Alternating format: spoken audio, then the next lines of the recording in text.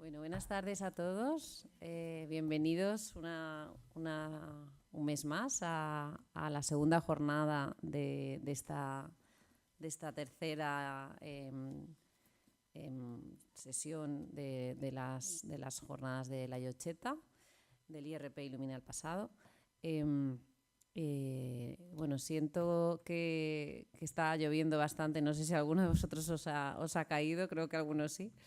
Pero bueno, por lo menos aquí dentro estamos a salvo. Nada, como ya sabéis, cada primer jueves de cada mes hasta verano vamos a hacer estas jornadas.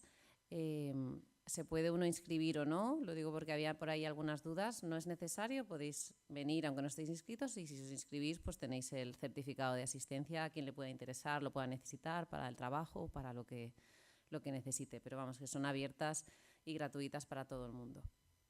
Y nada, este año, como sabéis, la temática que tenemos es en relación al evento del 29 de octubre que sucedió, que asoló la ciudad de Valencia. Y bueno, hoy tenemos con nosotros a Francisco Juan Vidal y a Silvia Bronchales Alegre, que los dos nos van a contar, como podéis ver, pues la evaluación del grado de afección de los BLRs para la DGP-GVA, la Generalitat.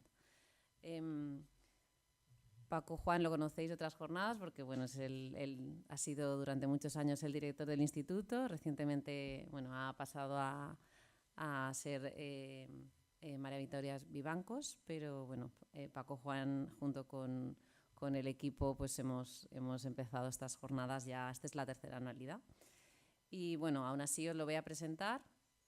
Voy a presentaros a los dos ponentes y luego pues daremos paso, como siempre, a las conferencias y después pues el turno de preguntas, dudas y luego el picoteo final que tendremos hoy, yo creo que para todos, porque somos poquitos y he cogido el doble que la otra vez, que la otra vez nos quedamos un poco cortos.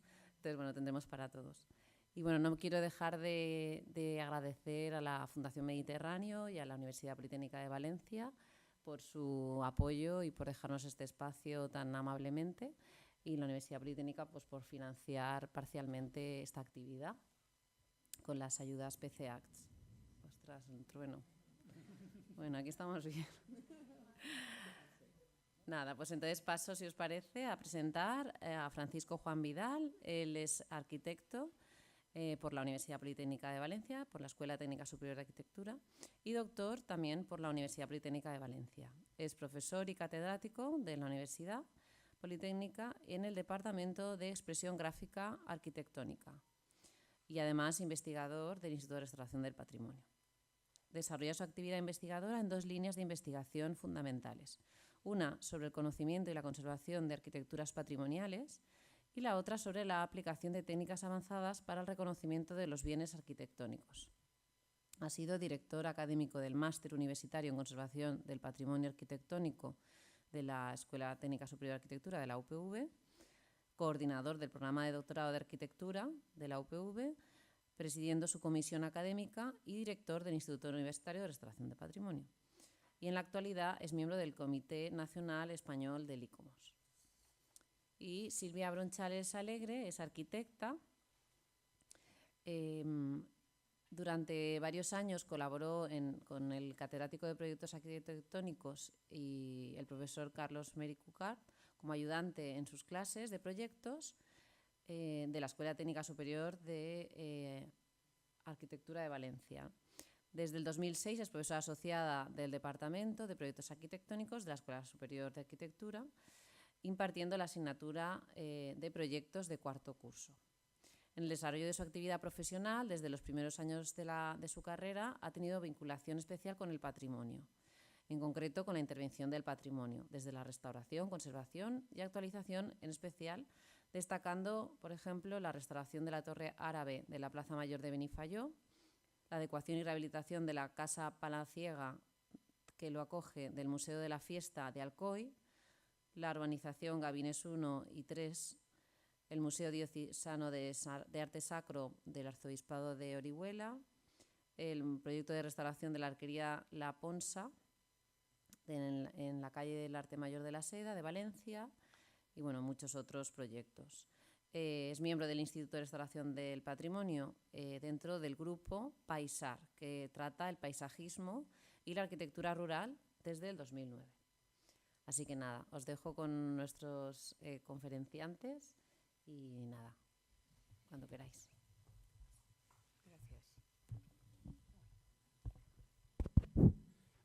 Gracias, Pilar. Bueno, la charla de hoy en realidad va a tener dos partes, pero el tema va a ser el mismo, que es un poco este proceso de evaluación del grado de afección de los bienes de relevancia local para la Dirección General de Patrimonio que hemos desarrollado en el Colegio de Arquitectos y en el Instituto de Restauración del Patrimonio. Yo, digamos, cuando se hizo el acuerdo, pues yo era director del instituto, luego digamos que la parte más del procedimiento que se siguió para hacer este convenio, este acuerdo, pues lo explicaré yo. También, bueno, pues ahora que ya no soy director, soy soldado raso, pues me apunté en la lista y me tocaron algunos bienes, entonces algunos sí que los he ido a ver, los he hecho los informes, entonces pondré algún ejemplo, pero esa parte más de la experiencia de haber ido, haber visto cómo están y haber hecho el informe, pues la desarrollará con más profundidad y más extensión Silvia, que pues ha hecho la inspección de una serie de bienes bastante relevantes. Entonces, bueno, al principio, más allá de la presentación que me ha hecho Pilar, pues sí, que soy doctor en arquitectura y catedrático del Departamento de Expresión Gráfica Arquitectónica, y un poco mi línea de investigación empezó con mi tesis doctoral hace ya un montón de tiempo, que fue sobre los campanarios valencianos del siglo finales del XVII, principios del XVIII, el que característicamente llamamos campanario valenciano. Y bueno, es quizá el investigar ese tipo de elencos de edificios o de arquitectura patrimonial es un poco mi especialidad, ¿no? Yo me dedico un poco a esto. La mayor parte de esa línea la he desarrollado en el Instituto de Restauración del Patrimonio, al que pertenezco desde su fundación, desde su origen, que se creó en el año 99, justo a principio, antes de empezar el nuevo milenio. Y los últimos 8 años he sido director del instituto. Yo, aparte de hablar de este convenio, hablaré de alguna otra trabajo que ha desarrollado el instituto relacionado con la DANA, con la Riada, de tipo institucional, ¿no? El instituto hemos hecho también muchos otros trabajos a solicitudes privadas, gente que tenía muebles o tenía bienes o enseres y venía para que le hiciéramos informes, lo evaluáramos o incluso lo restaurásemos. Esto, los bienes privados, no los voy a tratar yo. Habrá otras intervenciones, otras semanas, ¿no? que se hablará de esto. Yo me voy a centrar a las intervenciones de tipo institucional, ¿no? del IRP, es decir, que mi papel era más de director del instituto. Pero antes de entrar un poco a este tipo de acciones, quería también, o previamente, introducir digamos, qué ocurre, ¿no? Qué peculiaridades tienen los bienes culturales, en concreto los bienes arquitectónicos, en situaciones de desastre, es decir, cuando se ven afectados por un desastre, una catástrofe, y pues se produce una ruina o una afección grave. Yo pongo un poco un ejemplo conocido, un ejemplo paradigmático, ¿no? Que casi todos los libros de la historia de la restauración, que es el campanile de San Marcos de Venecia, y uno cuando va a verlo piensa que ha estado ahí toda la vida, pero no es verdad. Se vino abajo repentinamente en el año 1902 y se reconstruyó exactamente igual que era, incluso parte del material, ahí se ve en la primera foto el montón de escombros, parte del material de los ladrillos que se recuperaron del derrumbe, se utilizaron para reconstruirlo. Es decir, este es un ejemplo, pero en general, la Segunda Guerra Mundial ocurrió lo mismo con Varsovia, con Berlín, con Colonia, que fueron devastadas por los bombardeos, y hoy muchos centros históricos están como estaban antes de la guerra. Es decir, recuperación de la población, en este caso a nivel colectivo, no individual, después de una situación de trauma de una ruina del bien cultural, no se produce solo hasta que no se ha recuperado. O sea, aquello que se ha perdido vuelve a recuperarse, vuelve a estar en pie. Es decir, que el ansia o el ánimo de reconstruir o restituir en su estado anterior es una forma de curar la herida que ha generado la catástrofe. Y esto es algo que ocurre en general con los bienes culturales o con los bienes apreciados y que, digamos, tiene una componente antropológica y una componente psicológica, ¿no? Es decir, que el propio objeto, que no deja de tener un papel simbólico, representa de alguna manera la restitución o la reparación del daño en esa colectividad o en ese individuo. Aquí, digamos, en este momento ya empezaban las teorías de restauración, digamos, de la corriente conservacionista por Camilo Boito, que unas décadas anteriores ya había establecido su teoría, en la que, digamos, que la autenticidad, ¿no? el bien patrimonial, su valor era la autenticidad, y volver a hacer algo que no era auténtico, que no era original, no tenía sentido, no tenía valor. Y justamente pues era un teórico italiano, es decir, que en Italia un poco esa corriente ya tenía un gran apoyo. Y sin embargo aquí se reconstruyó una torre nueva, completamente nueva, igual que era la de antes, es un falso total, es una falsificación, pero nadie lo dudó. El alcalde, de hecho, cuando se tomó la decisión, acuñó la famosa frase «dov'era com'era», es decir, dónde estaba y cómo estaba, que luego utilizó Luca Beltrami para hacer una teoría, ¿no?, sobre la restauración de estos bienes en caso de emergencia. Y que un poco esa frase «dov'era com'era» yo creo que refleja muy bien el sentimiento de los afectados por una tragedia, ¿no? Quieren restituir, quieren reponer el bien tal como estaba en el momento anterior.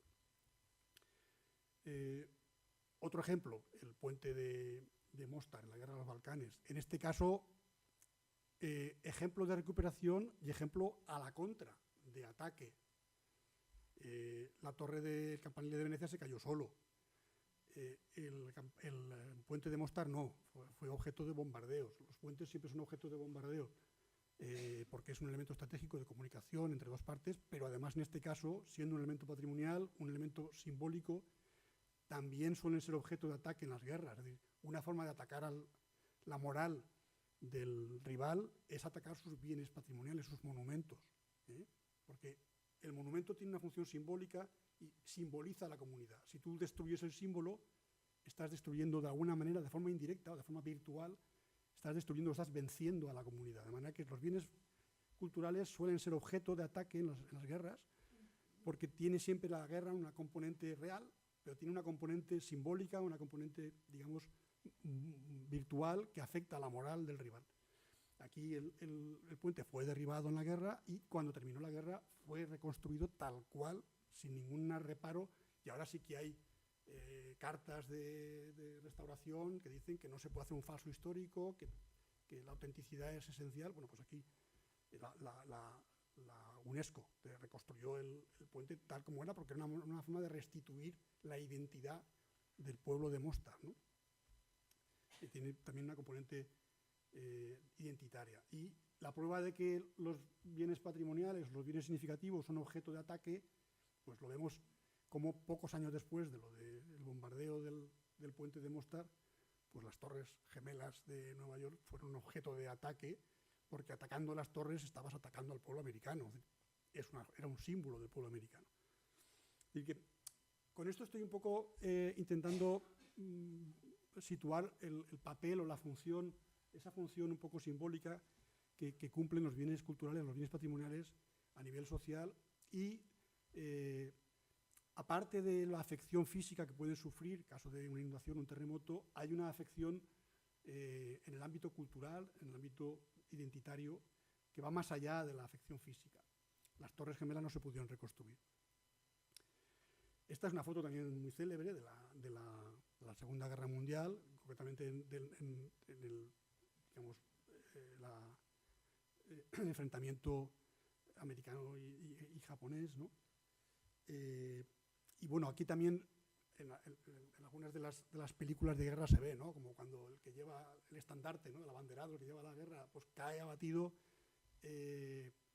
un compañero va corriendo a volver a coger la bandera y volverla a levantar, porque mientras la bandera sigue ondeando, no estás vencido. Es decir,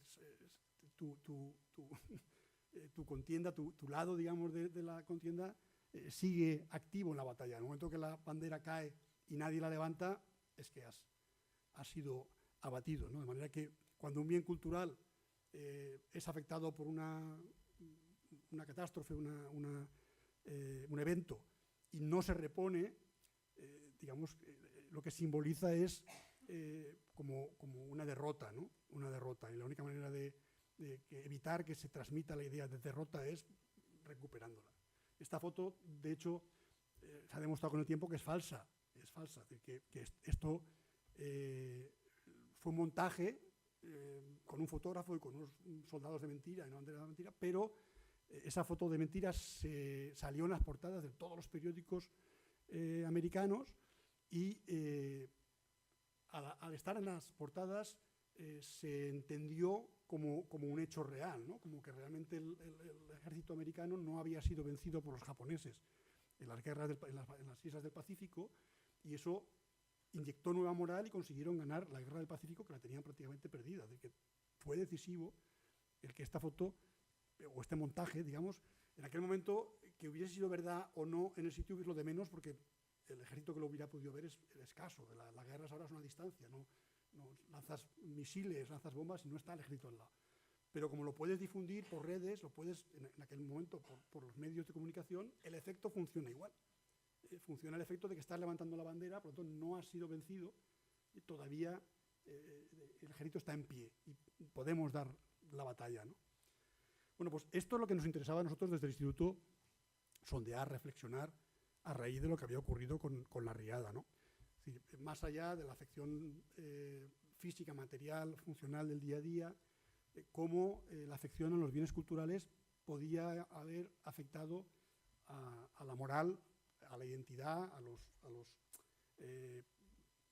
la capacidad un poco de recuperación, ¿no? A lo que hoy se llama la resiliencia de la comunidad. Y bueno, pues se trataba un poco desde el instituto de intentar reflexionar, primero recabar información y reflexionar sobre cómo estos fenómenos habían manifestado en el fenómeno de la riada todas las zonas afectadas por la riada, no solamente l'Horta Sud, sino también la parte del río Magro, ¿no? El Genesí. Más adelante, en otra sesión de estas jornadas, pues veremos el tema de recuperem les fotos, que bueno, pues yo creo que a otro nivel, no es un patrimonio colectivo, es más un patrimonio familiar, un patrimonio privado, pero ha tenido este efecto simbólico reparador. Bueno, ¿qué hicimos en el instituto cuando digamos, al día siguiente o los días siguientes de la Dana? Pues lo primero que hicimos fue ponernos a servicio, ofrecer los servicios del IRP y todos los recursos que podíamos contar, pues a la Dirección General de Patrimonio, a Marta Alonso, a la Vicerrectora de Cultura de la Universidad Politécnica, a Salomé Cuesta, porque podían llegar solicitudes de ayuda a la universidad, que la universidad, cuando eran de tema patrimonial, los canalizara a través del instituto, al decano del Colegio de Arquitectos, a Salvador Lara, y a la directora del IBACOR, a Gemma Contreras, porque es, digamos, el instituto que depende de la Consellería, de la Generalitat, y que está, digamos, al cuidado de los bienes culturales, ¿no? Para responder, en caso de que cualquiera de estos organismos nos pidiera ayuda, pues organizamos una lista de voluntarios dentro del instituto que en principio estuvieran dispuestos a actuar. Lo normal es las primeras acciones de emergencia, pues sobre todo a rescatar, en el sentido de que no se deterioren más, de que estén un poco a salvo, pero sobre todo a evaluar, a ver, inspeccionar y evaluar, ¿no? No tanto a restaurar, porque restaurar hace falta medios, hace falta dinero, y Normalmente el dinero pues, no se dispone a los primeros días, tarda en llegar la ayuda, pero al menos esa ayuda de voluntariado más desinteresada para el rescate primero y para informar, pues evaluar, hacer un dictamen de cómo está y de si se puede recuperar o no, etc. Bueno, pocos días después tuvo que tomar la decisión de aplazar 3 meses el Congreso EXCIS, que era un congreso que teníamos convocado para los días 21, 22 y 23 de noviembre, que no llegaba un mes después de la riada, y que, bueno, pues por motivos pues todavía estábamos bajo los efectos del trauma, había problemas de movilidad, el rectorado nos aconsejó aplazarlo. El congreso era justamente para tratar una reunión de especialistas, para tratar cómo se tratan en este caso, pinturas murales afectadas por fenómenos extremos, entre ellos inundaciones, pero no solo, terremotos, incendios, guerras.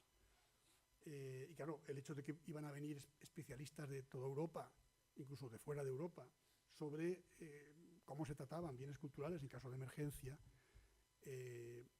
pues digamos que parecía que era una oportunidad para reflexionar sobre lo ocurrido en la riada. Y por otro lado, los especialistas que iban a venir nos preguntaban, tenían mucho interés en conocer qué había ocurrido y cómo se habían tratado los bienes culturales. De manera que hacerlo tan deprisa no daba tiempo ni a reflexionar, porque no teníamos ni siquiera una radiografía, ¿no?, de lo ocurrido. Entonces se aplazó 3 meses con idea de poder tener más información y de poder organizar una sesión extra en ese congreso, que en principio no estaba prevista, que la llamamos el Arca de Noé, luego veremos por qué, que tratará especialmente pues el tratamiento y la afección de los bienes culturales afectados por la riada de Valencia.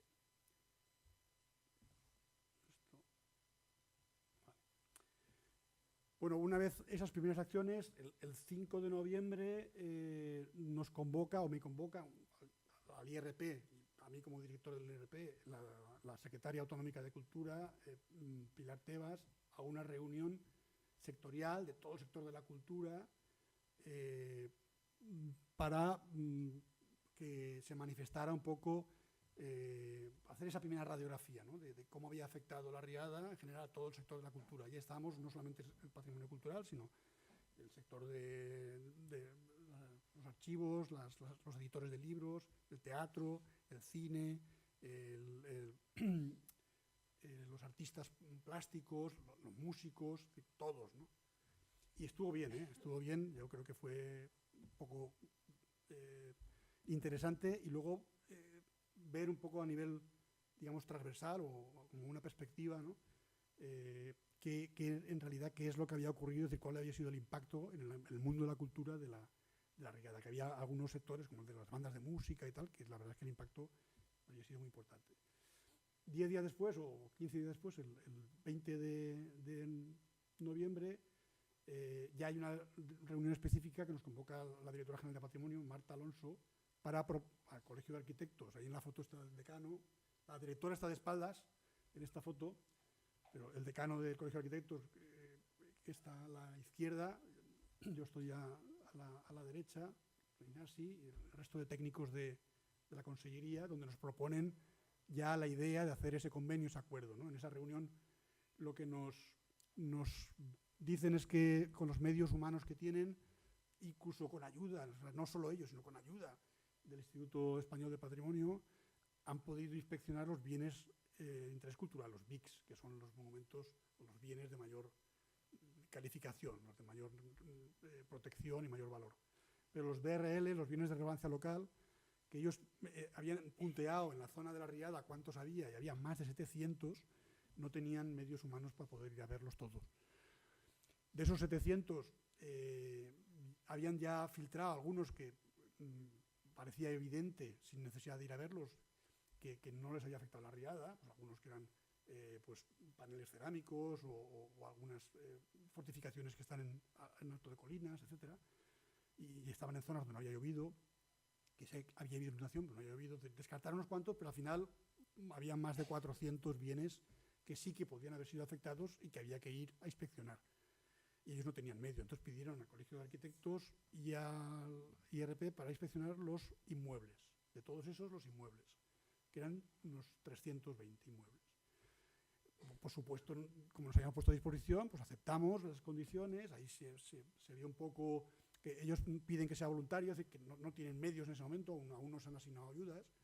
Entonces, tanto colegio para la lista de los colegiados como el instituto para los del instituto, lo que hacemos es cubrir con nuestros presupuestos al menos los gastos de desplazamiento, es decir, lo que es el gasto de ir y desplazarse. No hay honorarios, pero al menos los gastos cubrirlos, para que no lo tenga que poner el técnico o el voluntario de su bolsillo, a la espera de que la Dirección General, cuando tenga dinero, nos pueda reponer ese, que no es mucho dinero, es simplemente el gasto mínimo de la gasolina o del medio de comunicación.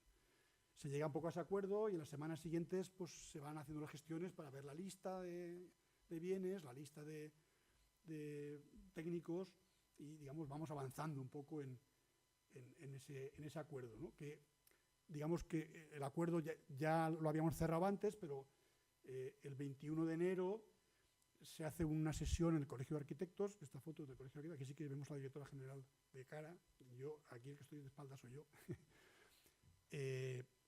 Aquí los técnicos, que antes no se les veía, aquí sí que se les ve, Nacho Matoses y a Olivia, ¿no? Están explicando a los voluntarios de la lista qué es lo que tienen que hacer, cómo hay que hacer la inspección. Pues digamos que se hizo un cuestionario, un formulario que se puede acceder con el móvil, una serie de preguntas, cómo había que responder a las preguntas. Nos explican muy por encima, una pequeña sesión formativa, ¿no? Cómo hay que hacer esa inspección y, digamos, se da el pistoletazo de salida, ¿no? Se abre ya el proceso que se desarrolló durante los meses de enero y febrero, e incluso marzo, febrero y marzo, porque ahí estamos a finales de enero, febrero y marzo. La idea era una evaluación muy preliminar, no era un informe muy profundo, era tener digamos, una radiografía pues, de cuál es el estado general de los bienes de relevancia local y sobre todo de detectar cuáles pueden estar en un peligro muy inminente, detectarlos para después poder poner medios para ir a restaurar o a recuperar esos que están más afectados. La idea un poco de la dirección es más adelante redactar un plan director de recuperación del patrimonio cultural, de todo el patrimonio cultural, en el que esta acción sería una acción preliminar, ¿no? ¿Qué es un bien de relevancia local? Bueno, los que nos dedicamos a esto lo sabemos, pero a lo mejor parte del público pues no sabe, ¿no? ¿Qué es? Porque el BIC es un bien de interés cultural, es el que tiene la máxima calificación, requiere protección. Por ejemplo, la Catedral de Valencia es un BIC, pues la Basílica de la Virgen es un BIC. Es decir, los grandes bienes patrimoniales pues son bienes de interés cultural. Los que no tienen una importancia patrimonial tan elevada como para llegar al nivel de BIC, pero a nivel local, los municipios lo consideran también un bien que es valorado, que es apreciado, que por los motivos que sean, por razones históricas, artísticas o por razones simplemente identitarias, los ayuntamientos pueden proponer declararlos BRLs. La ley los define del siguiente modo: son bienes inmuebles que, no reuniendo valores en grado tan singular que justifique su declaración como bienes de interés cultural, es decir, como BIC, tienen, no obstante, significación propia en un ámbito comarcal o local, como bienes destacados de carácter histórico, artístico, arquitectónico, arqueológico, paleontológico o etnológico. Aquí, por ejemplo, un BRL es la alquería del Pi en Alfafar, que es uno de los bienes que podría estar afectado por la riada. Bueno, pues es una alquería, no llega a ser un BIC, pero sí es un bien que a nivel local pues tiene relevancia suficiente para ser declarado BRL. Este tipo de bienes, que hay mucha casuística, pero son los que íbamos a inspeccionar. Este es un inmueble grande, hay otros que son mucho más pequeños o más, pero entran no solamente bienes inmuebles, entran mucho del patrimonio hidráulico que tiene que ver con la Huerta de Valencia, por ejemplo, pues son BRLs, no son BICs. Bueno, aquí está el código QR que da acceso al cuestionario, que este lo llevas en el móvil, lo escaneas y accedes al cuestionario. La lista de voluntarios al final estuvo formada por 97 arquitectos del Colegio de Arquitectos y 10 especialistas del IRP. Es decir, que nosotros contribuimos a esa lista de los 107, pues 97 eran del colegio y 10 eran del IRP. Al final eran 310 bienes de relevancia local los que había que inspeccionar, que es un poco lo que he dicho antes. De esos 320, 264 se asignaron a voluntarios del Colegio de Arquitectos, que son arquitecturas residenciales, religiosas, comerciales, dotacionales, etcétera, y 56 BRLs fueron asignados a voluntarios del IRP. Y aquí ya nosotros, en vez de edificios, que se lo reservaron más los arquitectos, nos tocaron arquitecturas del agua, azudes, partidores, a lo mejor algún canal, infraestructuras de tipo territorial, retablos cerámicos, viacrucis, secaderos de arroz, es decir, cosas que no son tan propiamente edificios. Porque en el instituto tenemos especialistas de todas las, digamos, áreas, ¿no?, del patrimonio cultural, no solamente arquitectos. Evidentemente lo que había que hacer es inspeccionar los in situ, es decir, ir a verlos y responder al cuestionario al que se accede con este QR. Y luego hacer unas fotos para subirlas junto al informe, adjuntarlas al informe, porque así queda registrado el estado actual, ¿no? Se ve cómo ha quedado. Bueno, de los 320 que nos asignaron, la Dirección General me dijo la semana pasada, que se lo pregunté, que se han inspeccionado 113, es decir, un 35%. A mí me parece poco. Yo sospecho que se han hecho más por lo que me han... Cuando yo consulto con compañeros que estaban en la lista, pues a mí me da la impresión de que se han hecho más. Pero bueno, los datos que nos pasan de la Dirección General, porque los datos no los tenemos nosotros, cuando rellenas el cuestionario le das, lo envía a una base de datos que tiene la Dirección General de Patrimonio. Es decir, los que saben cuántos han hecho son ellos. Nosotros la única manera de saberlo es preguntando a los colegas que han ido, ¿no? Yo sospecho que hay más, pero los datos que son pocos, ¿eh? A mí me parece que son pocos para la entrega un poco que ha habido. Perdón, aquí había antes un... Sí. Los no inspeccionados puede ser que no se hayan hecho, o puede ser, como me ha ocurrido a mí, de los que me ha tocado a mí hacer, de la lista que me toca, había uno, que es este, que son los límites de limitación de la albufera de este siglo, de 1927. El conjunto, los hitos son una barra, un perfil clavado en el suelo con un escudo del ayuntamiento con un numerito. El bien es el conjunto, y el conjunto son 880 hitos de estos que delimitan lo que es la albufera. Claro, ir a ver 800, pues no he ido a verlos. No he ido a verlos. Pero es que no solo eso, es que aquí ves un poco un detalle, ¿no?, de los hitos. Van delimitando la albufera y cuando entra una acequia, van bordeando la acequia hasta un punto. Claro, las acequias, algunas tienen una senda a un lado, a los dos lados no suelen tener. Y hay otras que no tienen senda, ni a un lado ni al otro. Cuando hay una senda por un lado, podrías ir por una y desde un lado ver la de una y desde el otro intentar ver la del otro lado. Que ya nos dicen los que pechan que están metidas dentro de matojos, que muchas no se ven, porque si no hay un puente no puedes cruzar al otro lado de la acequia. Es decir, que hacer esta inspección, o lo haces con dron, un dron que pueda bajar a ver tal, o lo haces desde una barca. Ya hemos hablado con un barquero a ver si y por lo menos las 800, a lo mejor las del otro lado de la albufera no tiene sentido ver. Las que están alrededor de lo que es la desembocadura del barranco del Pollo, esas, que a lo mejor pueden ser 100, 100 y pico, sí que tiene sentido verlas o inspeccionarlas. A lo mejor las demás no. Pero esta no la he hecho. Aunque me ha tocado hacerla, no la he hecho. Es una de esas que pone sin inspeccionar. Estamos buscando medios para hacerla. Es decir, no es que hayamos desistido. Estamos buscando, ya hemos contactado con un barquero que nos llevaría y nos facturaría, que eso es otra. Nos tiene que facturar para que le podamos pagar. Bueno, eso es, digamos, para explicar esos bienes que no se han hecho. Algunos de ellos es porque físicamente es que no se pueden hacer. Y aquí de los 113 que se han inspeccionado, Estos son los datos que nos pasan también.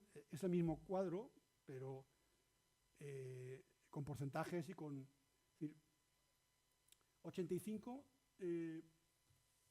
dice que no se puede determinar, porque era una de las casillas que había que se podía. No se puede determinar el grado de afección. Y luego, afección crítica, 6, afección grave 13, afección leve 9 y afección nula 0, que no es cierto porque yo al menos 3 puse que era nula. Con lo cual también eso me hace dudar de que los resultados estén actualizados. Yo lo hice tarde, yo lo hice ya entrando a abril y alguna puse nula. Y yo creo que tú también habrás puesto alguna nula, ¿no? Luego ya sospecho que hay más. Eso significa que un 75% hemos dicho que no se puede determinar. Que también es una cosa rara, una cosa sospechosa. O bien es porque sí que se ha afectado, pero no se puede determinar si esa afección es por la dana o estaba ya afectado antes, y el que ha hecho la inspección ha entendido que en ese caso había que poner esa casilla, que es probable que sea por eso, o, como me ha pasado a mí, en el caso del canó del Barranc de Chiva, Masanasa. El canó es un sifón donde la acequia, por pasos comunicantes, hay un pozo profundo, pasa por debajo del barranco y sale al otro lado del barranco. Es decir, la acequia continúa, atraviesa el barranco con un sifón. Si ese sifón es antiguo, es un sifón por lo menos del siglo XVIII o XIX, pues tiene un valor patrimonial, porque es un sistema, digamos, tradicional. Entonces, lo protegen. Bueno, pues yo allí encontré el sifón actual, encontré la entrada del pozo actual, pero esto del siglo XVIII no parece, está hecho de hace 4 días. Y no encontré el sifón histórico, no lo encontré por ningún lado. En la ficha de la Dirección General de Patrimonio no pone nada, no hay ni ficha. Pone el título, canó del Barranc de Chiva, y no pone nada. Un sitio donde está. Aquí sí que se ve parte del canal, o lo que parece que puede ser el canal que pasa por debajo del barranco. Parece que puede ser resto, pero ese canal también es actual. De manera que puse sin determinar, porque no sabía qué es lo que tenía que inspeccionar. Evidentemente estas instalaciones no eran objeto no es un BRL esto, lo tenía claro. Entonces, sin determinar, probablemente que sean casos de estos, casos que cuando llegas es casi imposible saber qué elemento es el que tienes que... Ahora veremos otro caso donde puede que se explique esto mejor. Los límites de la albufera históricos, no los de la actual, que no los he inspeccionado, sino los que se hicieron en 1807, que era una habitación de la albufera cuando era mucho más grande, por lo tanto ahora ya no están al borde de la albufera, ahora están en medio de las acequias, que son estos de aquí. Los de 1807, hay 3, quedan 3 y los 3 son BRLs. Aquí se puede ver que están en perfecto estado. Por tanto, la afección yo puse nula. Y este es el único que queda de los de estos son de 1761, del siglo XVIII. Y este es el de 1807, que es el único que queda. Perdón. Que también está en perfecto estado. Ahí se ve la acequia al lado y está en perfecto estado, es decir, no le ha afectado la riada. Yo ahí puse afección nula. Este lo hemos hecho los dos. Nos hemos confundido. Yo pensaba que me había tocado a mí. Luego lo volverá a explicar Silvia, pero es una sirena antiaérea que hay en Torrent. Está arriba de la cornisa. Aquí se ve dónde está, la cornisa del antiguo ayuntamiento, que ahora es Casa de la Cultura. Aquí se ven las campanas del ayuntamiento. Y esto es la sirena antiaérea, que este es el detalle. No está entera, le falta la parte superior. Aquí se ve el eje. Eso tiene una base y tiene una parte superior donde estaba el silbato, que está incompleta, pero es un BRL, está calificado como BRL. Yo puse leve porque aquí evidentemente no le llegó la inundación, allá arriba de la cornisa, pero llovió y es de hierro, es metálica, y la lluvia pues, genera oxidación, genera, digamos, afección, leve, muy leve, pero genera afección. Es verdad que en Torrente llovió poco y llueve también otras veces, aparte del 29 de octubre, sigue lloviendo. Pero me pareció que aquí tocaba poner leve porque sí que hay una mínima afección por la lluvia, ¿no? Esta también puse leve. Es parecido a lo del canó. Esto es la Llengua de Paiporta, que es un partidor de la acequia que hay en la acequia de Faitanar, digamos, un momento que se divide en dos. Y bueno, pues ahora hace en la foto porque esto es en Valencia sí que tiene las fichas muy bien hechas y se ven las fotos bastante actuales. Pero hay una rotonda al lado que no estaba en la foto. Es una rotonda que pilla casi al lado. Y al hacer la rotonda han puesto aquí un letrero, un cartel, que es este cartel de aquí, que explica el BRL. Esto está muy bien, porque si no hubieran puesto me hubiera pasado como la de Massanassa, la del sifón, no lo hubiera encontrado. Aquí me explica que lo que es patrimonio es una piedra que hay aquí. Esta piedra, hay datos de que estaba por lo menos en el siglo XIV, pero los historiadores piensan que es de época musulmana. Esa piedra que divide las dos. La piedra es lo que es patrimonio. Pero claro, si no te lo cuentan, tú ves aquello, pues a lo mejor en esos muros de hormigón que había en el sifón hay un resto de muro que es lo que está, pero a mí no me lo explica nadie. Aquí sí. Así que lo importante que es señalizar, documentar, es decir, indicar que hay un bien y que quien va ahí pues pueda por lo menos valorarlo, ¿no? Pues aquí sí que pude verla y dije que era leve porque no está afectada, lo único que está con mucha suciedad que arrastró la acequia. Aquí se ven, ¿no?, restos de suciedad de arrastre, eso hay que limpiarlo. Pero una vez limpio, pues no tiene afección. Aquí sí que dije afección grave. Esto es el motor de San Cristóbal, es uno de los motores de la Huerta de Valencia que bombean el agua para el riego. Esta foto es por detrás, pero aquí se ve un panel cerámico donde está la imagen de San Cristóbal. Ahí es muy pequeñín, pero lo he puesto para que se vea la parte, digamos, más patrimonial. Y la pizarra donde están los turnos de riego, etcétera. Es decir, que forma parte de lo que es el bien patrimonial general de la Huerta de Valencia y del riego tradicional, que es patrimonio de la humanidad. Este elemento en concreto es BRL, pero forma parte de todo un patrimonio que tiene un gran valor. La acequia de Faitanar pasa por al lado, la acequia de Faitanar sí que llevó mucha agua, y de las fotos que hay en la ficha a lo que yo vi, pues sí que hay una enorme grieta de separación. El edificio está en ruina, está cerrado y está en ruina. Pero estaba entero, bastante entero en las fotos que hay en la ficha, ¿no? Esta grieta es nueva. Este pilar, que es un pilar de un porche delantero, está todo tumbado a punto de caerse. Desde cualquier día que haga viento se cae. Y luego se ve, esa ventana que se ve detrás del pilar es esta de aquí. Aquí se ve esta grieta que indica un asentamiento de la cimentación de la parte delantera. ¿Que esto ocurrió el día de la riada o no? No lo sé. Eso una pregunta después lo pone. ¿Pudo ser? Pues puede ser que sí, puede ser que no. Pero respecto a la ficha que hay en el inventario al estado que tiene ahora, sí hay una afección. Y una afección que parece grave porque si no se interviene, pues se puede venir abajo. No es crítica, pero sí es grave.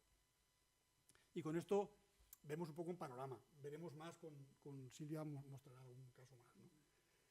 Y termino con lo del Arca de Noé, que lo he dejado antes en suspenso, ¿no? El Arca de Noé, que es esa sesión extra que hicimos en el Congreso Excis, que ya sí, las fechas fueron el 20, 21 y 22 de febrero. Yo fui director del instituto hasta el 28 de febrero, es decir, que fue prácticamente mi despedida.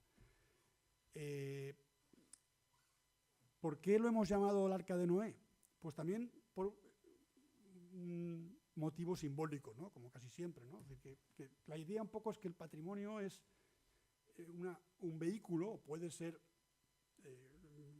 simbólicamente un contenedor, un vehículo que contiene principios, valores, significados, sentimientos de una cultura y, por lo tanto, como hizo el Arca de Noé, es capaz de conducirlos sanos y salvos al otro lado al trance, más allá de cuando te has recuperado del trance, porque, digamos, es depositario de esos valores.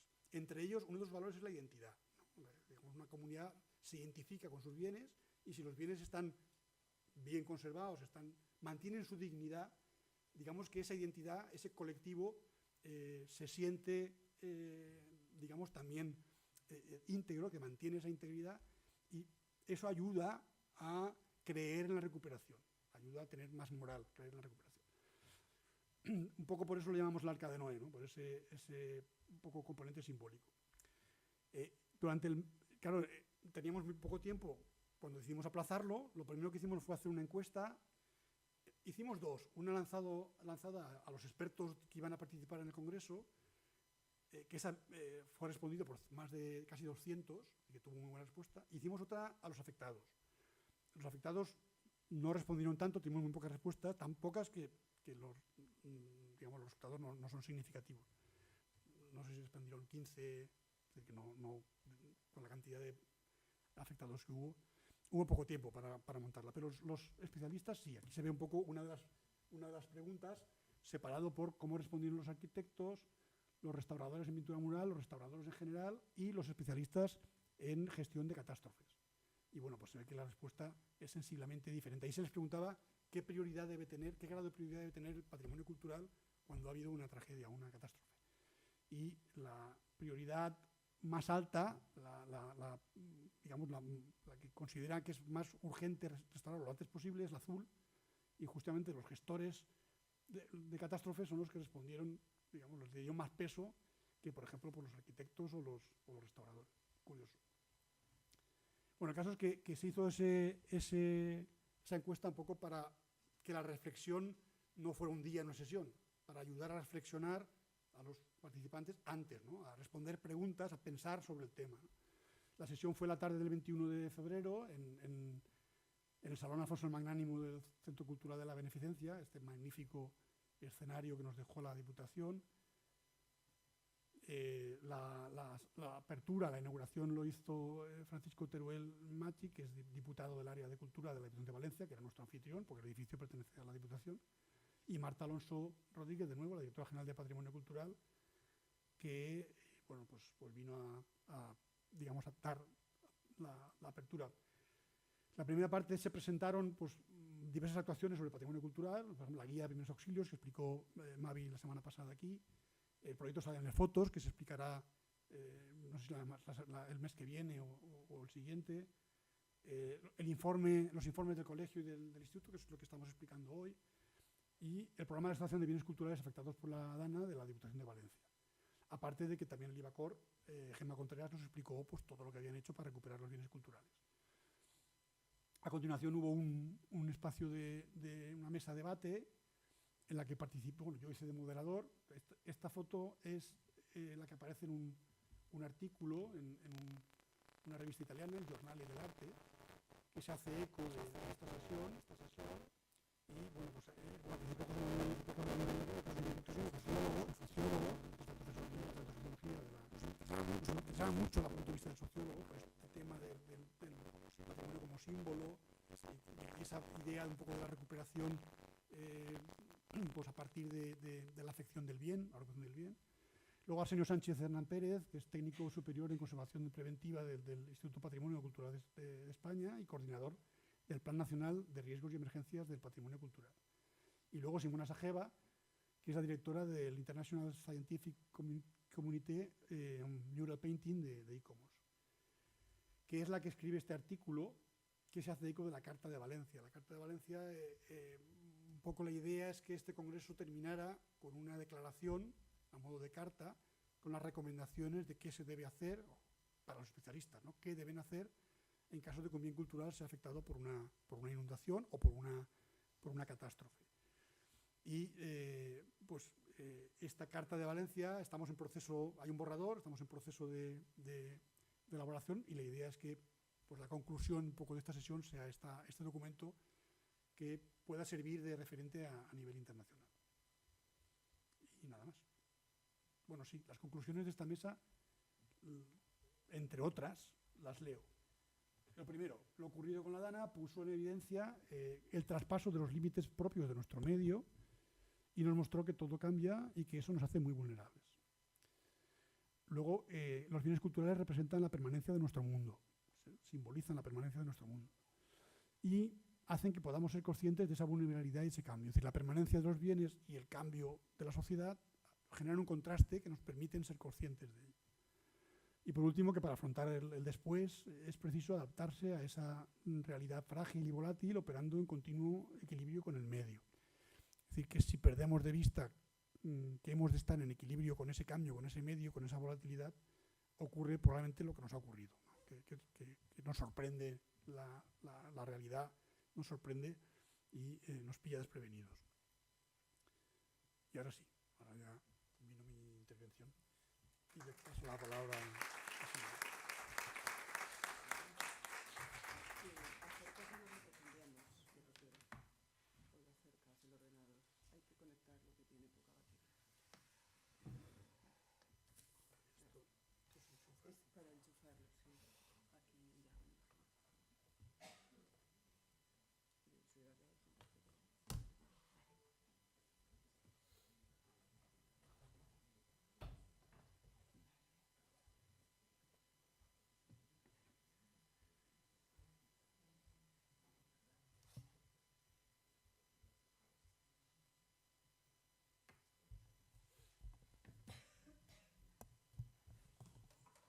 Buenas tardes. ¿Se oye? ¿Se oye por el micrófono? Sí.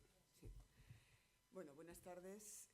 Bueno, lo primero es dar las gracias por invitarme a Paco, en este caso, ¿no? Al IRP, al Instituto de Restauración del Patrimonio, a formar parte de esta jornada tan interesante y, y al público que nos está aquí escuchando esta tarde, tanto en directo como en diferido, ¿no?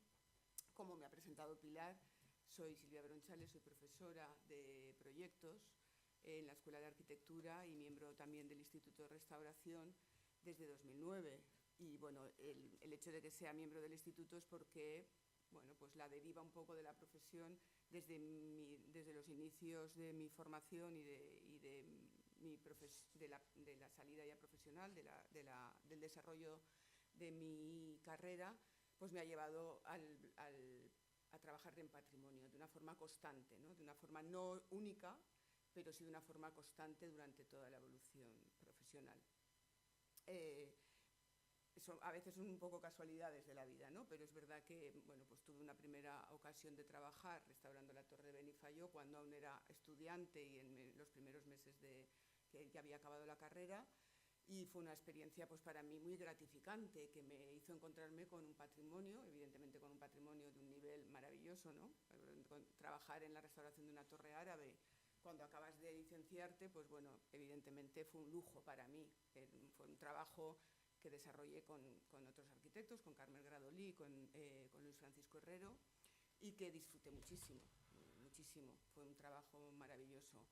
Eso evidentemente despertó en mí el interés por el patrimonio, y a raíz de entonces, pues bueno, he intentado siempre mantener esa relación con el patrimonio. Gran parte de mi actividad y dentro, digamos, de esa relación patrimonial ha tenido que ver también con la museografía. He trabajado bastante en proyectos en los que he actuado implantando o rehabilitando edificios para implantar museos y trabajando también con museógrafos o con equipos de museografía y adecuando espacios patrimoniales también para ser visitados o para ser musealizados. Y bueno, ya no hablo más de mí, vamos a hablar de lo que nos interesa hoy, que es un poco lo que nos trae, que es la afección que ha tenido la barrancada, ¿no? Que a mí, yo opto un poco por hablar de barrancada más que hablar de la dana, que es como un término meteorológico, aunque barrancada también lo es, evidentemente, pero creo que siempre le ponemos nombre a las cosas como un nombre propio, ¿no? Del nombre común pasamos al nombre propio, y yo creo que la Riuà del 57 es la Riuà, la Pantana del 89 creo 82. Que fue, ¿no? 82.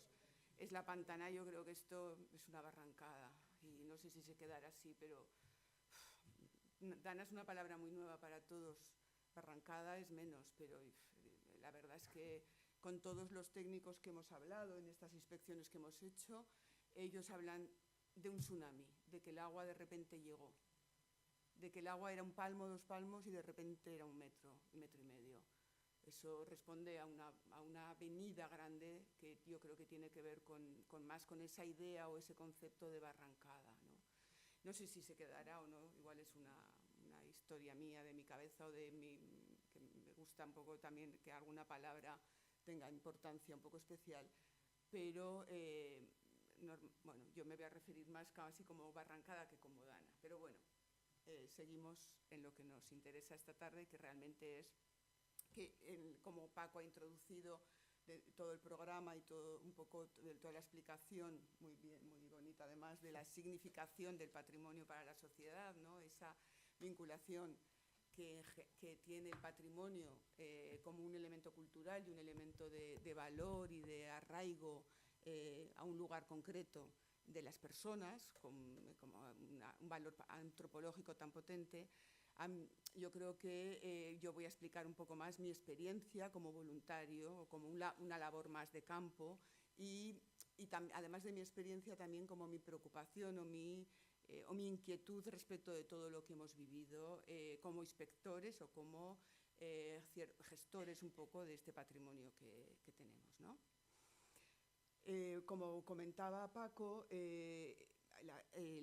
se comenzó con esta campaña promovida por la Dirección General de Patrimonio y por el Colegio de Arquitectos y el Instituto de Restauración del Patrimonio, como lanzando una llamada especial hacia los bienes de relevancia local, porque realmente ya se habían hecho previamente las inspecciones como más de urgencia de bienes, los bienes de interés cultural, que sí que fue algo como muy inmediato, evidentemente por el valor patrimonial y porque muchos de ellos, bueno, pues si estaban afectados, necesitaban un poco esa valoración, pero también por la inquietud también de los municipios, de los ayuntamientos o de los técnicos sobre estos elementos que son con un número mucho más reducido y se podía actuar de una forma más rápida, o de una forma más inmediata, no más rápida. Y también, evidentemente, se habían llevado inspecciones sobre elementos de arquitectura que no tenían valor patrimonial, pero sí valor para las personas, es decir, las viviendas, los edificios viviendas, los colegios, los centros de salud, todos aquellos elementos construidos, todos aquellos inmuebles que sí que necesitaban una inspección y una valoración de los riesgos que tenían, ya habían sido inspeccionados en otras campañas anteriores. La campaña que efectuamos, de la que estamos hablando hoy en día, esta tarde, que afecta a los BRL, es una campaña que, como ha dicho, empieza a finales de enero, es cuando se presenta, y que realizamos pues, durante los meses de febrero, marzo, y se recoge un poco los finales de esos datos un poco inciertos en el mes de abril.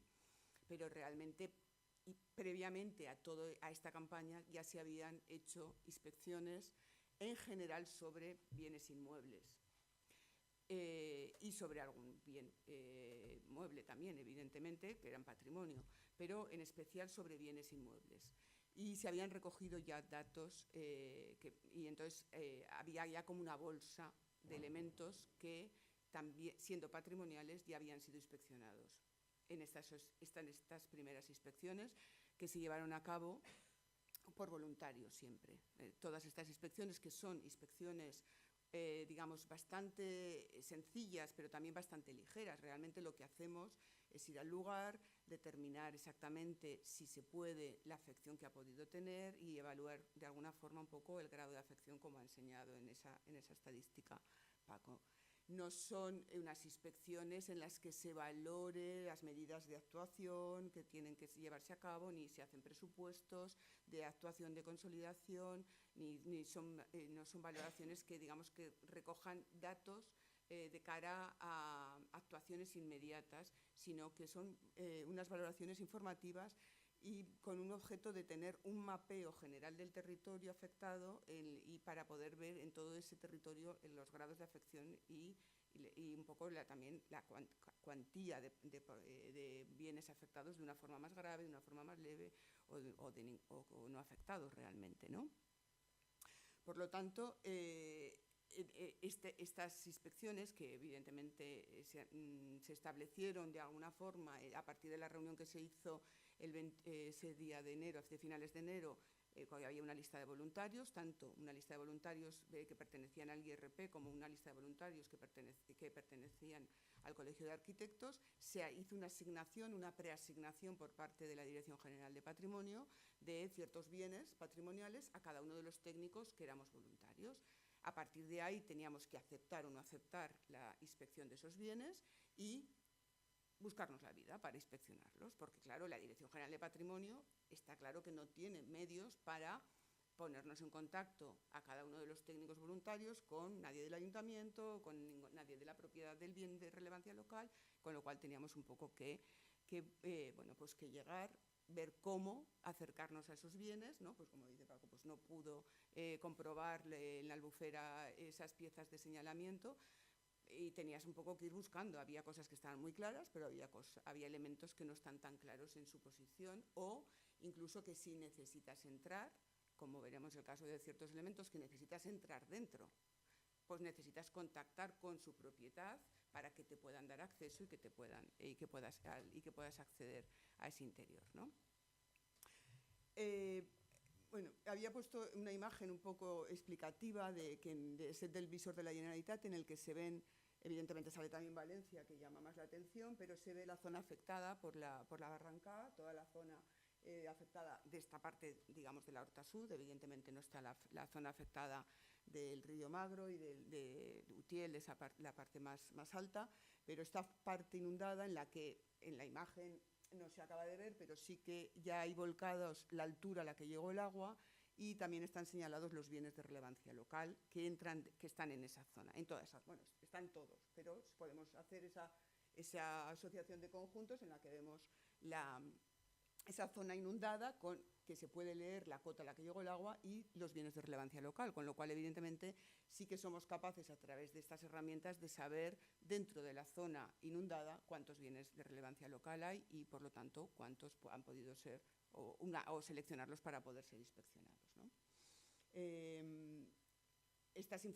Estas herramientas evidentemente son muy útiles y nos ayudan mucho, porque es verdad que también es un tema que lo ha comentado Paco, que en las fichas de los catálogos, las fichas que hay en la página de la Generalitat, en la ciudad de Valencia están muy bien explicadas, porque el Ayuntamiento de Valencia tiene medios y se ha encargado de que tenga un catálogo con unas fichas adecuadas, bien elaboradas y documentadas, pero en las poblaciones de la Huerta y en las poblaciones en el resto de poblaciones no tienen siempre un catálogo bien elaborado, con lo cual hay muchas veces que las fichas no están bien documentadas de estos bienes de relevancia local.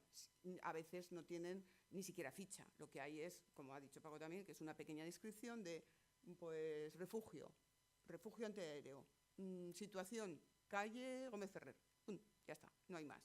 Entonces, bueno, pues a veces tienes un poco, bueno, evidentemente tiene la fecha de la declaración de bien de relevancia local, hay más datos técnicos, pero no hay una ficha específica, no hay a veces ni siquiera fotografía para poder saber exactamente dónde está ese bien de relevancia y cómo localizarlo, o ni siquiera de propiedad, ¿no? De qué propiedad es a veces.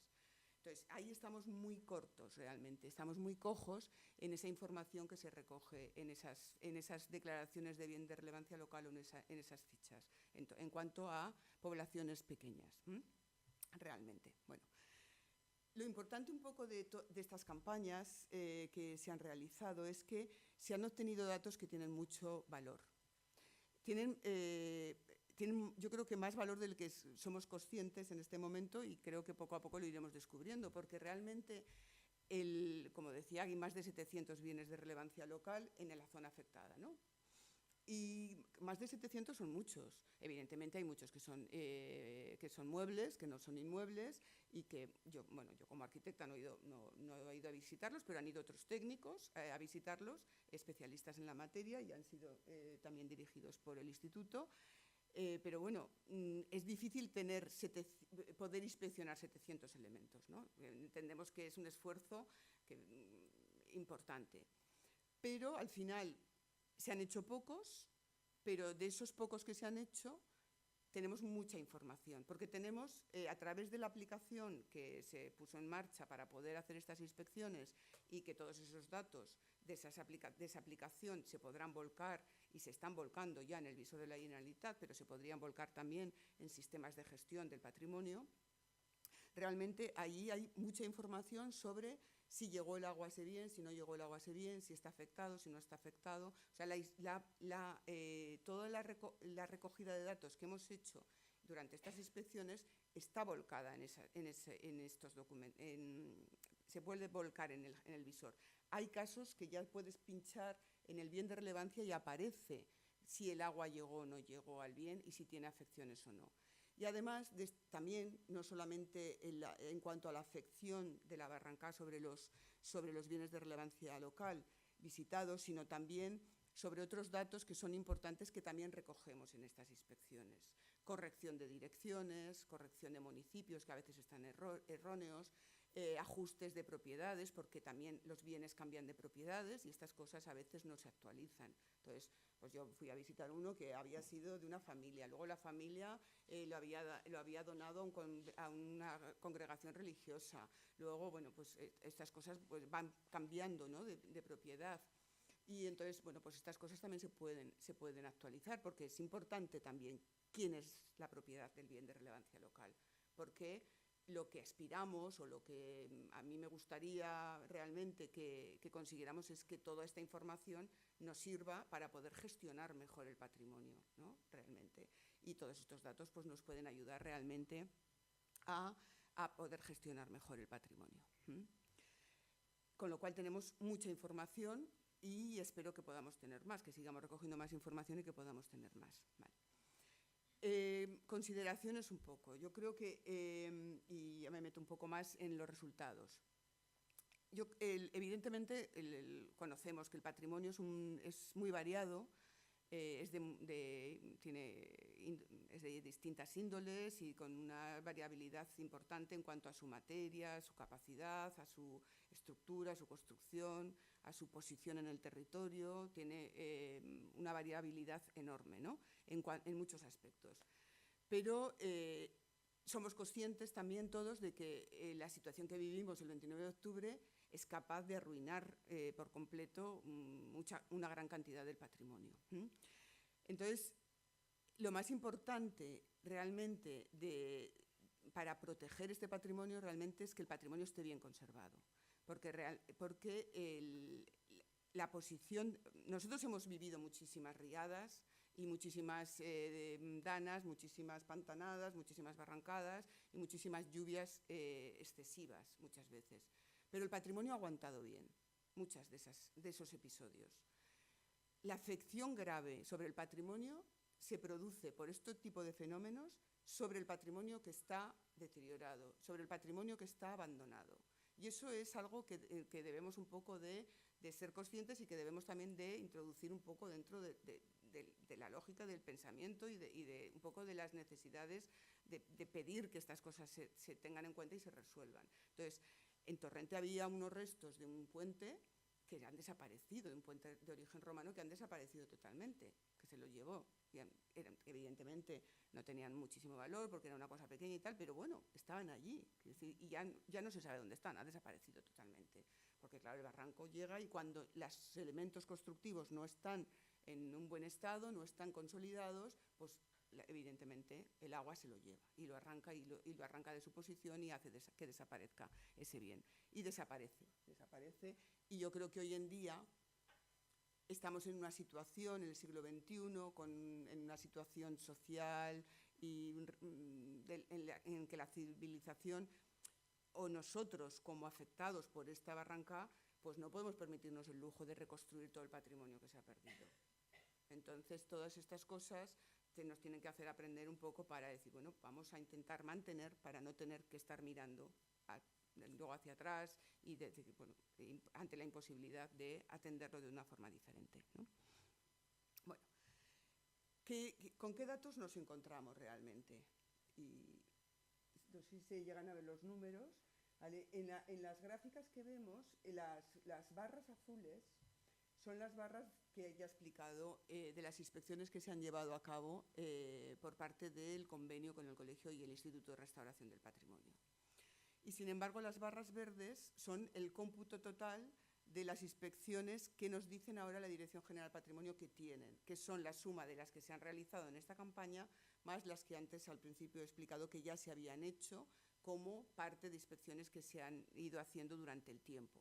Porque la gente pues igual iba a ver un edificio, igual alguien del ayuntamiento le decía, oye, ¿y por qué no vienes a ver esto? Y entonces lo veía, ¿no? Y entonces ahí veían un poco esos bienes de relevancia local y veían los BICs también en su momento y entonces ya esos datos ya se guardaban. Es verdad que estos datos que tenemos ahora en este momento son datos a los que nos presentan ciertas dudas, ¿no? Que nosotros vemos que hay ciertas dudas de realmente si está todo contemplado, hay informes que se han un poco quedado sin grabar o que no se han volcado los datos todavía, pero bueno, ya hay un número importante de bienes de relevancia local inspeccionados, por lo tanto ya hay un volumen importante y se pueden valorar ciertas cuestiones que se ven en las gráficas, ¿no? Vemos que por parte del convenio con el colegio y el instituto se habían inspeccionado 113 bienes, pero el total que tenemos son 172. Inspeccionados, o por lo menos que la Dirección General nos diga que están inspeccionados, son 172. Es decir, un 50% más, ¿vale? Es una cantidad que es importante, ¿vale?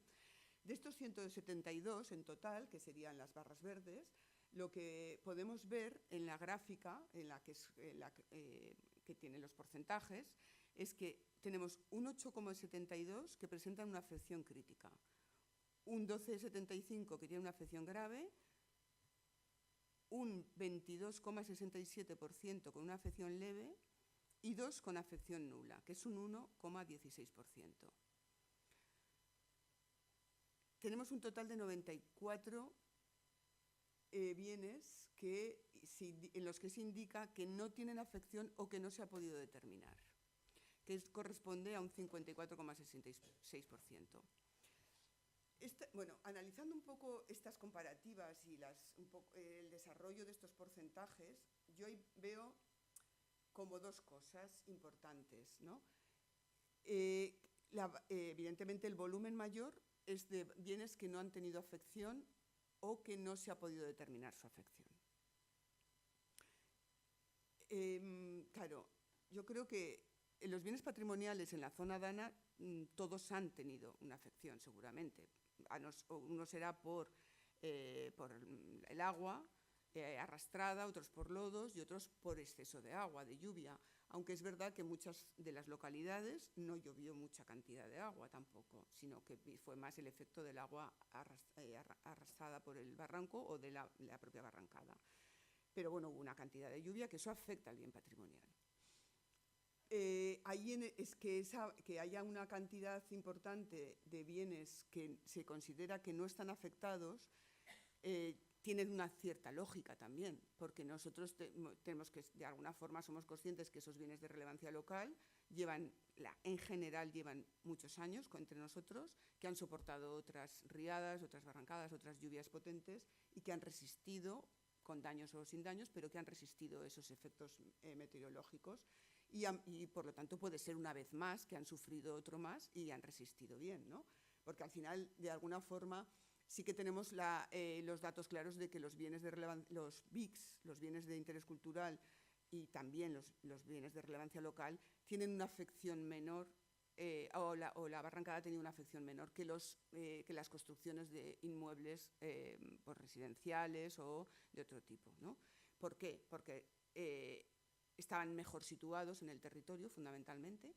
Se sitúan mejor. Los bienes, lo entendemos muy claramente con los bienes de interés cultural.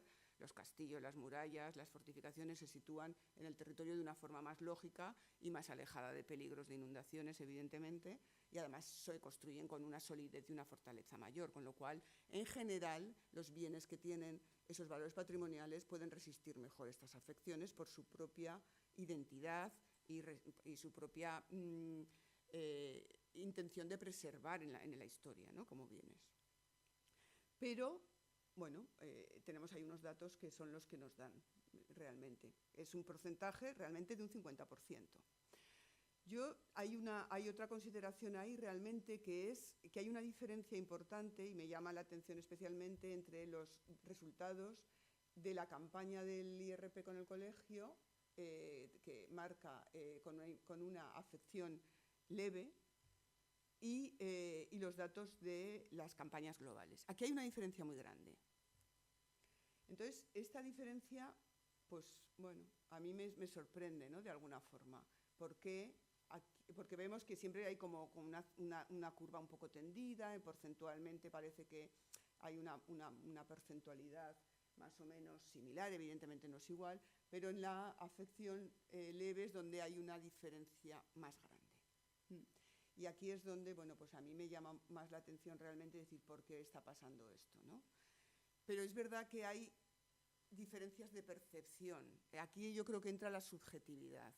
De hecho, el ejemplo claro de esta subjetividad es, antes lo ha contado Paco, él puso en la sirena antiaérea que tenía una afección leve y yo puse que no tenía afección. Por la DANA. Evidentemente, la campana no está en su mejor momento, no está entera, está oxidada, pero yo no consideré que esa afección venía derivada de la DANA, sino que era un daño que ya tenía o un estado de no bienestar, sino un estado de deterioro que tenía ya previamente por la DANA, no de afección nula, sino que no tenía afección, ¿vale? Y bueno, y afección nula en la otra casilla previa, evidentemente, y sin embargo él lo apuntó como afección leve. Hay ciertas valoraciones subjetivas. lo cual tampoco pasa nada. Que decir, realmente yo creo que estos son datos para trabajar y está bien que luego nosotros podamos trabajar con estos datos y podamos seguir trabajando y dando una buena salida a toda esta información que hemos obtenido, ¿no? Bueno, entramos un poco en las inspecciones que yo he realizado y así os explico un poco, bueno, pues mi experiencia, que realmente es lo que más concretamente he venido a contar, ¿no? Yo he realizado inspecciones fundamentalmente de los bienes que están aquí marcados. Son 2 refugios antiaéreos, la Sirena antiaérea, el Monasterio de la Inmaculada y el Palacete Neonazarí, que es el chalet Ginés Cortina en Torrente. Estos bienes, en principio, todos estos bienes pertenecen a la localidad de Torrent, pero no es cierto, porque realmente el Monasterio de la Inmaculada, el refugio antiaéreo urbano de la posición Pekín no está en la localidad de Torrente, está en la localidad de Alacuás, pero en la ficha del BRL indica que es Torrente. Por eso, digamos, me lo adjudicaron, porque me adjudicaban un paquete en Torrente, para que facilitar un poco el trabajo. Son errores que hay, y por eso digo que esos datos que hemos recogido, porque en la ficha eso se subsana, tiene siempre una casilla que dice observaciones, cuidado, que este bien no está en Torrente, está en la localidad de Alacuás, para que todas estas cosas se vayan corrigiendo. ¿Cómo afectó a todos estos elementos que yo inspeccioné? Que son, bueno, aquí vemos un poco la localidad de Torrent con todos los bienes que tienen, que hay, bueno, a veces hay algunos superpuestos, pero bueno, he marcado los que yo inspeccioné, ¿no? ¿Cómo afectó la barrancada a los bienes a los que a mí me habían asignado y que yo pude tener esa experiencia personal? De los 5 bienes que yo pude inspeccionar en Torrente, ninguno tenía una afección directa de la DANA, en realidad. Por suerte también, porque realmente vemos, por ejemplo, aquí el Monasterio de la Inmaculada, que está muy cerca del barranco y que podía haber tenido una afección importante, porque vemos realmente ahí donde está situado el monasterio. Es verdad que es un monasterio de construcción reciente, ¿no? No es un monasterio del siglo XV, ni XVI, ni del XVII, no, es un monasterio del siglo XX, pero bueno, está declarado bien de relevancia BRL, bien de relevancia local, y ya lo vemos como está justito en el borde del barranco. De hecho, bueno, el barranco fue evidentemente, ya lo conocemos todos, fue totalmente arrasado, y entonces esta es una foto de Google Earth de 2025. Realmente evidentemente hay una topografía clara y se ve, bueno, pues como la fotografía aérea cambia esa imagen. De hecho, los límites, si se estudia con detenimiento, los límites del barranco en esta zona están muy modificados, muy arrasados. Sin embargo, aquí la carretera hizo de contención, la V36 hizo de contención respecto al monasterio. Y la cota topográfica. Este bien no fue afectado porque está una cota topográfica más alta y toda la barrancada se fue hacia la otra parte de Torrente, hacia este lado. Y no llegó el agua a desbordar por este lado. Con lo cual, ese centro, que es el Monasterio de la Inmaculada, este monasterio, bueno, pues es un centro que no ha tenido afección realmente y que de hecho sirvió de centro, como se ve aquí, que todavía habían palets que recogían alimentos, sirvió de centro de recogida y de reparto de alimentos durante los días posteriores, los meses posteriores al hecho, ¿no? Y entonces ahí fue uno de esos puntos neurálgicos. Entiendo que del otro lado del barranco, porque evidentemente el puente sí que estaba afectado, y entiendo que, pues, que toda la parte norte de Alacuás y Aldaya sí que servían un poco de este monasterio como un centro de reparto de alimentos, y aún quedaban ahí restos. Y el monasterio en realidad no ha tenido ninguna afección de ningún tipo, se ve tal cual. Estas fotos son del día que hice la inspección, en la que no, bueno, absolutamente ninguna, ni a nivel de pavimento, ni a nivel de jardinería, ni de nada. Es cierto que por la situación en la que está, tan cercana al barranco, pues es un bien que podía haber tenido una afección pues muchísimo mayor. Otro elemento que también inspeccioné y que, dada su situación geográfica, no había tenido afección por la DANA, es este refugio que vemos que está tan absolutamente destrozado. Este es un refugio antiaéreo que está en el Vedat de Torrent. Entonces, claro, en el Vedat de Torrent, arriba en la montaña, evidentemente el agua no había llegado. Evidentemente, este refugio, La puerta de acceso que vemos está en un chalet arriba, que es un chalet que fue, bueno, pues un lugar de encuentro durante la República y que tuvo cierta importancia, que pertenecía a una familia, y que este edificio es uno de esos que luego se lo quedó una señora que no tuvo descendencia, lo donó luego a una congregación religiosa, y ahora es de una congregación religiosa, es propiedad de la Iglesia.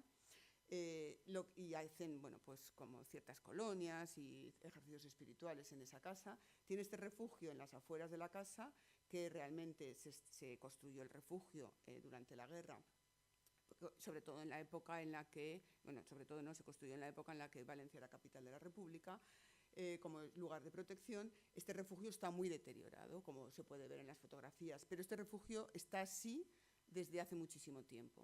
O sea, no está peor por la barranca, porque realmente lo que llovió le pudo afectar, como cualquier otra lluvia que pudo afectar a este tipo de construcciones, porque la puerta no se estanca y porque hay ahí como una entrada de agua directamente por el sistema de acceso que tiene este refugio, que es que tiene muy poca protección, ¿no? Y entonces estas fotografías que vemos, esta de aquí no es mía, es una fotografía que me pasó una persona que me acompañó del ayuntamiento para poder ver los bienes de relevancia local, pero realmente se ve que históricamente este refugio está en este estado de conservación, ¿no? Y bueno, pues que nos sirva esto también un poco y lo apuntamos de alguna forma, ¿no? Por lo tanto, ni el monasterio ni el refugio, por su situación o por su cota topográfica, parecía lógico que hubieran tenido afección, más allá de que sí que el refugio, al ser una construcción enterrada, podría tener más afección, ¿no? Pero realmente dentro de la montaña, en la parte alta de la montaña, porque además está en la parte alta del todo del Vedat, no tuvo afección, allí no llegó evidentemente el agua. Los otros elementos que inspeccioné, que son, como había enseñado antes Paco, la sirena antiaérea, que se ve que está situada en la cornisa del tímpano del antiguo ayuntamiento, que hoy es Casa de la Cultura, que está ahí, que es ese elemento pequeñito, que se ve desde la plaza donde está la torre de Torrent. Ahí está ahí, pues son elementos que yo consideré que no habían tenido afección de la riada, de la barrancada, porque realmente es un elemento, bueno, pues que está así, que está a la intemperie constantemente, con lo cual le caen todas las lluvias del mundo, que, pues, es una sirena antiaérea, está para eso, ¿no? Que tiene que estar en esa posición, no la podemos cambiar de posición, sino la musealizaríamos, la sacaríamos de contexto realmente, ¿no? Entonces, es un elemento que estaba como se había mantenido totalmente, ¿vale? Y luego otros elementos que sí que podían haber sido afectados de una forma mucho más grave. Este es el palacete neonazarí, que se llama, conocido normalmente como Chalet Ginet Cortina, que sí que es un edificio que está muy cerca del Monasterio de la Inmaculada, en esa parcela, muy cerca de esa parcela. No le llegó el agua porque está en esa misma cota que el monasterio, pero realmente es una edificación que está abandonada hace mucho tiempo por problemas de propiedad. Era una propiedad privada, pues un chalet de una familia, que llega un momento que se deja de utilizar por la familia, entran ciertos especuladores, inversores que quieren comprarlo para hacer un hotel, para hacer centros de bodas, hay ciertos proyectos que van cambiando y que al final bueno, pues no surge ninguno hasta que el ayuntamiento ha conseguido comprarlo, y sí que hay un proyecto ahora de restauración del propio chalet. Si el agua hubiera llegado a este chalet, seguramente el chalet no existiría ya, porque la arquitectura de este edificio es una arquitectura poco resistente y poco sólida, poco contundente y bastante débil, con lo cual esto se ha salvado y bueno, esperemos que lo puedan restaurar y lo puedan poner en uso y que no tenga que ponerse otra vez en esa balanza del juego de si me salvo o no me salvo, porque si hubiera subido más el agua y le hubiera entrado, este es uno de los bienes de relevancia local que podían haberse visto muy afectados por su estado de conservación, que es un estado de conservación bastante delicado. Y por último, el otro refugio, que es el refugio antiaéreo, que está en la localidad de la localidad de Torrent, es el que se denomina posición P. Este está en perfecto. ¿Por qué? Porque vemos que como el sistema de acceso al refugio está mucho más protegido. No es una trampilla en el suelo que levanta es que no es impermeable, y entonces tiene un sistema de protección y evidentemente es un espacio que no se utiliza hoy en día, no tiene un uso de refugio, pero realmente tiene unas condiciones constructivas que favorecen su mantenimiento sin tener que invertir tanto dinero porque no tiene esa penetración del agua. Entonces ahí vemos cómo hay diferencias importantes, ¿no? en la afección sobre el patrimonio de esta barranca que hemos tenido. Y las diferencias fundamentales vienen dadas, yo creo que por tres características, o por tres, no características, sino por tres hechos. Una es la posición geográfica que tienen.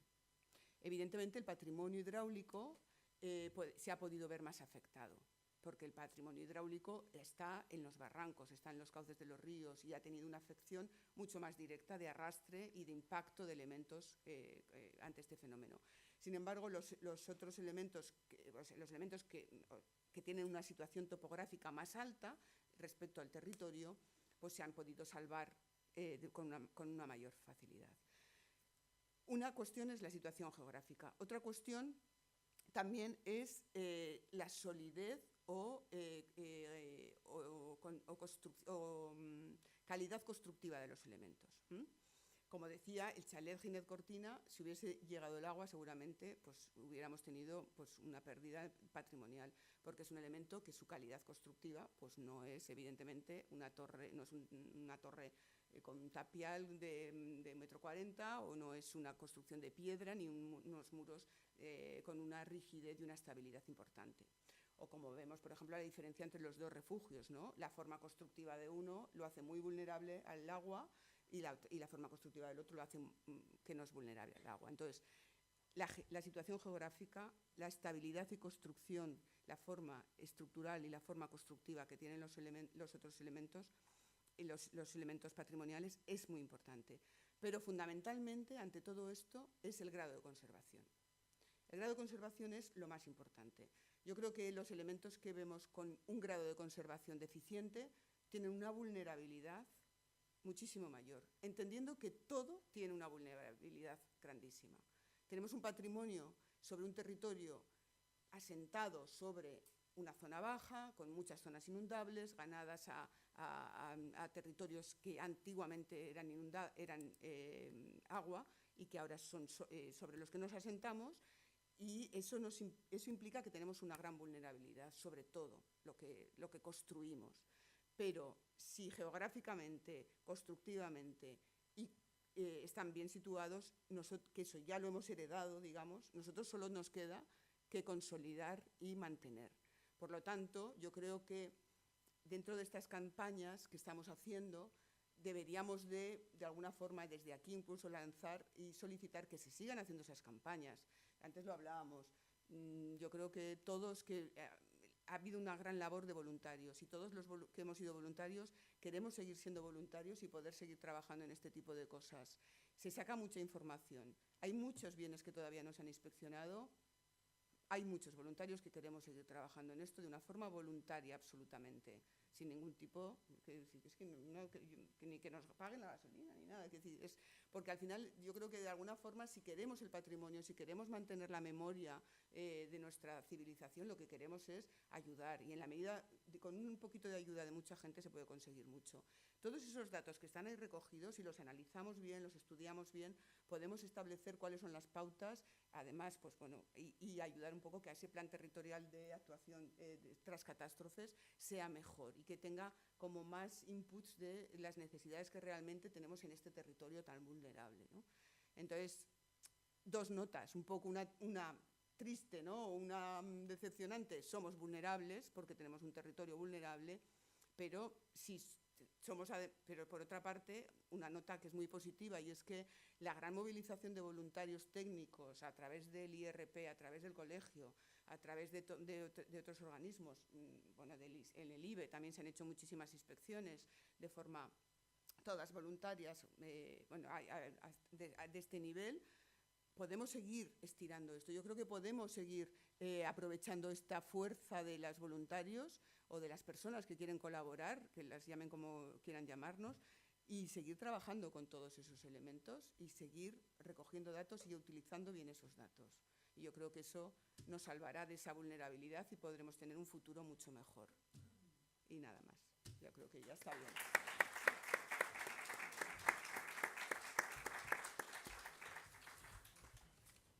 Bueno, lo normal es que haya una sesión, un tiempo un poco de debate por si alguien tiene alguna duda, alguna pregunta, antes de pasar al aperitivo. Se da la oportunidad al público Sí. de preguntar. Él Sí. quiere preguntar, sí. Lo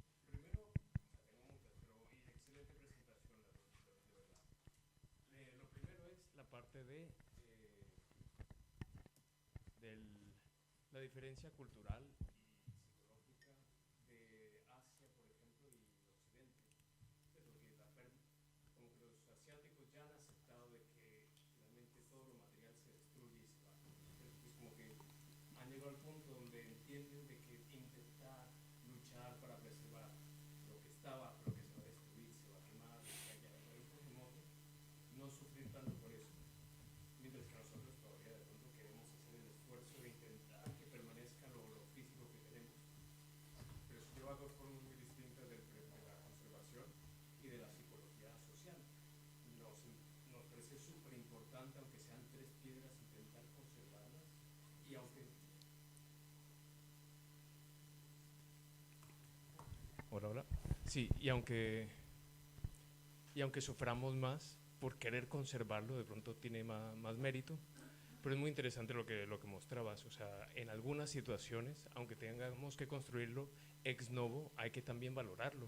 O sea, porque lo importante es por lo menos preservar la parte simbólica, aunque ya no sean los mismos ladrillos, como el barco de Teseo, ¿cierto? Que sigue de cierta forma siendo el objeto, porque su importancia y su propósito sigue estando ahí.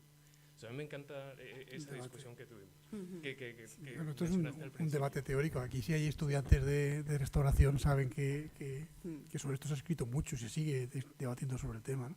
Pero es verdad que sí que es una visión distinta, la occidental, digamos, la que tenemos un poco nosotros la tradición de la oriental. Y de hecho un poco la carta de Nara de la autenticidad, ¿qué es la autenticidad? Se hizo precisamente en Nara, o se llama Carta de Nara por los templos que allí cada generación los destruyen, bueno, los desmontan y montan templos nuevos, porque lo que ellos valoran, del valor patrimonial para ellos está en el saber hacer, es decir, el transmitir la tradición, el oficio, el conocimiento de esos templos son milenarios, pero los que hay ahí no, son de hace 4 días. Lo que es milenario es saber hacerlos, y ellos valoran ser capaces de hacerlo igual que lo hacían sus antepasados, pero hace miles de años, ¿no? Nosotros no, nosotros somos más fetichistas, nosotros le damos más valor al objeto. Y sin embargo las tradiciones y los oficios se pierden.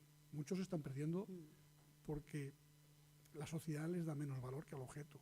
Prefiere conservar el objeto que al artesano, ¿no? Bueno, son maneras de entenderlo. Ahora me alegro mucho, le han dado el premio Princesa de Asturias a Byung-Chul Han, que a mí me tiene apasionado los libros suyos. Y para ver un poco, porque este hombre es alemán, ¿no? Catedrático de filosofía no sé si es en Berlín o en Colonia, pero él es de origen oriental, y su forma de entender la filosofía, ha estudiado mucho la filosofía occidental del siglo XX, de hecho su tesis doctoral es sobre Heidegger, pero no deja de pensar como oriental. Entonces, uno de sus libros, uno se llama No Cosas, que critica un poco los objetos virtuales o digitales, que para él no son cosas, porque los orientales entierran las cosas. O sea, cuando una cosa no funciona y se han de desprender, es decir, piensan que las cosas tienen alma. Nosotros no, nosotros los objetos no tienen alma. Para ellos los objetos tienen alma. Y esa diferencia de visión es la clave, ¿no? Es la clave.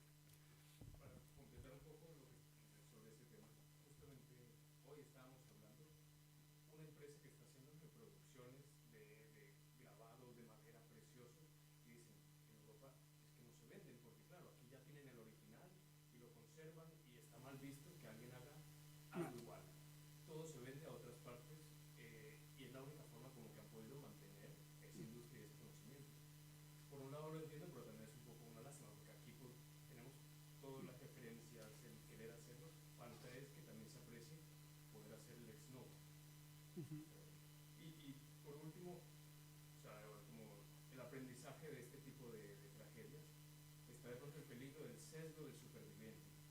O sea, porque casi que todo lo que nosotros vemos en nuestra infraestructura es lo que allá ha sobrevivido riadas, inundaciones, terremotos. Entonces, claro, como que decimos, ah, mira, este se ha afectado un poquito, hace falta arreglarle este detalle. Pero no hemos visto todos los otros monumentos que se han perdido a lo largo de la historia por otras causas. O sea, somos ignorantes de lo que en verdad causa que un monumento no nos llega hasta nuestra época. Pues recuerda como los bombarderos después de la Segunda Guerra Mundial, que los pocos que llegaban estaban llenos de huecos en ciertas partes, y entonces reforzaban donde estaban los huecos. Y tuvo que ser alguien como una visión que decía, no, si justamente estos son los que han sobrevivido, no refuercen donde tienen los huecos de bala. Hay que pensar en dónde le golpearon a los demás que los derribaron. Y es tan difícil porque no tenemos referentes que hayan sobrevivido a estas tragedias. Muy interesante. Muy bien. ¿Más dudas o reflexiones o consultas? Pues nada. No. Bueno, pues sí. Buenas tardes, ¿Qué hay? soy Susana Martín. Quiero pedir disculpas y excusar la asistencia de la... Sí. Es que no me gusta el micrófono. Bueno, pedir disculpas, excusar la asistencia de la directora del Instituto de Restauración de Patrimonio esta tarde, que no ha podido estar aquí. Y me ha pedido que haga mención, hablando de premios. Tenemos el honor de tener un equipo de investigación potente, recién premiado. Lo voy a leer porque no quiero leer mal. Premio categoría 2, Europa Nostra, Conservación del Patrimonio como Factor de Desarrollo Económico y Social de 2025, a la restauración de la iglesia parroquial de San Pedro Mártir y San Nicolás Obispo. Entonces, ya que tenemos y contamos hoy con la presencia de Pilar, enhorabuena, Pilar, os lo merecéis. Muchas gracias. Y es un honor para nosotras poder presumir. Es una...